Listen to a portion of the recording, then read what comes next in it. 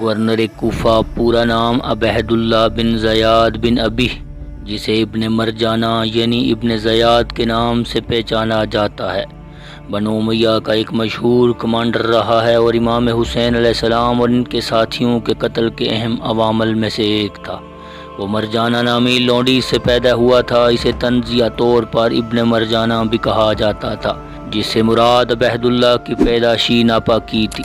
تاریخ میں درج ہے کہ مرجانہ نامی لونڈی ایک بدنام اور زناکار عورت تھی۔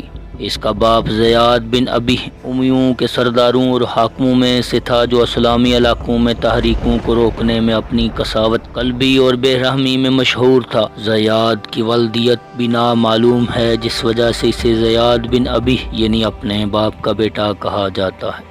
اس لیے کہا جاتا ہے کہ وہ بہت سخت مزاج، بے رحم اور بے باک انسان تھا۔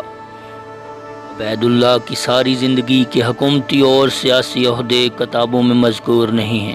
بعض محققین کے مطابق ظاہر ہوتا ہے کہ بصرہ اور کوفہ کی حاکمیت کا قلمدان اموی حکومت نے اس سے نہیں لیا تھا۔ امیر شام نے زیاد کے مرنے کے بعد عبید اللہ کو خراسان کا ولی مقرر کیا۔ امیر شام کے دور حکومت میں ایران کے شمال مشرق اور مشرق کی فتوحات میں عبید اللہ کا بنیادی کردار رہا ہے۔ امیر شام کی جانب سے خراسان کا ولی بننے کے بعد اس نے پہلی بار دریائے جیجون عبور کرنے کے بعد بخارا کے علاقوں پر قبضہ کیا تھا۔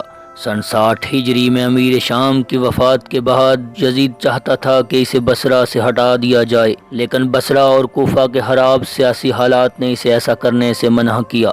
لیکن قیام امام حسین علیہ السلام کے آغاز اور آپ کی جانب سے مسلم بن عقیل کے کوفہ بھیجے جانے کے بعد یزید نے عبید اللہ اور اس کے والد کی تحریکوں کو تشدد کے ساتھ کچلنے میں شہرت کی بنا پر اسے کوفہ کا ولی مقرر کر دیا۔ کہتے ہیں کہ یزید نے اس اقدام کا فیصلہ اپنے مشیروں میں سے سر جون نامی عیسائی مشیر کے مشورے کے بعد کیا تھا۔ کوفیوں نے 60ویں ہجری کے اختتام پر حضرت امام حسین علیہ السلام کی بیعت کی آمادگی کا اعلان کیا اور آپ کے کوفہ آنے کے منتظر تھے۔ امام حسین علیہ السلام کے نمائندے مسلم بن عقیل کی تلاش عبید اللہ کا پہلا قدم تھا۔ عبید اللہ نے کوفے میں آتے ہی لوگوں سے ایک خطاب کیا اور انہیں ڈرانے اور دمکانے کے بعد کہا کہ اگر آپ میری پیروی کریں گے تو میں آپ سے اچھا سلوک کروں گا۔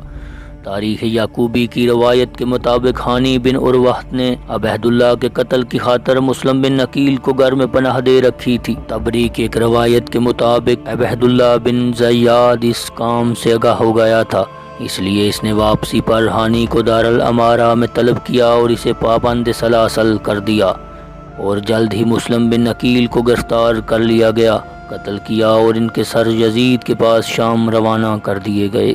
عبید اللہ نے پہلے تو کوفیوں کو ڈرایا اور لالچ دیا، اس کے بعد حر بن یزید ریاحی کو 1000 کا لشکر دے کر امام حسین علیہ السلام کا راستہ روکنے کے لیے روانہ کیا۔ عبید اللہ بن زیاد وہی پلیت تھا جس نے عمر بن سعد کو لکھا تھا کہ اگر حسین بیعت کر لے تو اسے کوفہ روانہ کر دو، ورنہ جنگ کے لیے تیار ہو جاؤ۔ تم حسین سے لڑنے پر راضی نہیں تو لشکر کی سرداری شمر کے حوالے کر دو۔ حضرت امام حسین علیہ السلام کی شہادت کے بعد خاندان امام حسین کو اسیری کی حالت میں کوفہ لایا گیا۔ عبید اللہ کی حضرت زینب سلام اللہ علیہا سے گفتگو اور آپ کے دیے جانے والے جوابات بھی تاریخ میں درج ہیں۔ حضرت زینب اور عبید اللہ کی بیمی گفتگو دربار میں موجود حاضرین پر نہایت اثر انداز ہوئی۔ ابن مرجانہ وہ پلیت ہے جس نے حضرت امام حسین علیہ السلام کے دندان مبارک کی بے حرمتی کی تھی۔ یہ وہ بدبخت ہے جو حضرت زینب سلام اللہ علیہا سے دوران گفتگو ان کے قتل پر آمادہ ہو گیا تھا۔ یزید کے مرنے کے بعد بصرہ اور کوفہ والوں نے اس کی بیعت سے انکار کر دیا تھا۔ مروان بن حکم کی بیعت پر اس نے رضامندی کا اظہار کیا اور مروان کا ساتھ دیا تھا۔ اس کے بعد ابن زیاد جزیرہ کے شہروں کو اپنے تخت لانے میں مشغول ہو گیا۔ اسی دوران اس نے مختار کے تابع لوگوں پر حملہ کر دیا، جس کے نتیجے میں مختار نے اپنی سپاہ بھیجی جس نے ابن زیاد کی بھیجی ہوئی فوج کو شکست دو چار کر دیا۔ مختار کے لشکر کی کامیابی کے جواب میں ابن زیاد خود فوج کے ہمراہ ان کی طرف آیا۔ مختار بنیادی طور پر ابن زیاد اور کربلا کی جنگ میں حصہ لینے والوں کو ہلاک کرنے کے در پہ تھا۔ عراقیوں اور شامیوں کے درمیان شدید لڑائی ہوئی۔ ابن زیاد نے شکست کھائی اور اپنے ساتھیوں سمیت یہاں قتل ہو گیا۔ قتل کے بعد ابراہیم بن مالک اشتر نے ابن زیاد کا سر امیر مختار کوفہ کی طرف روانہ کر دیا۔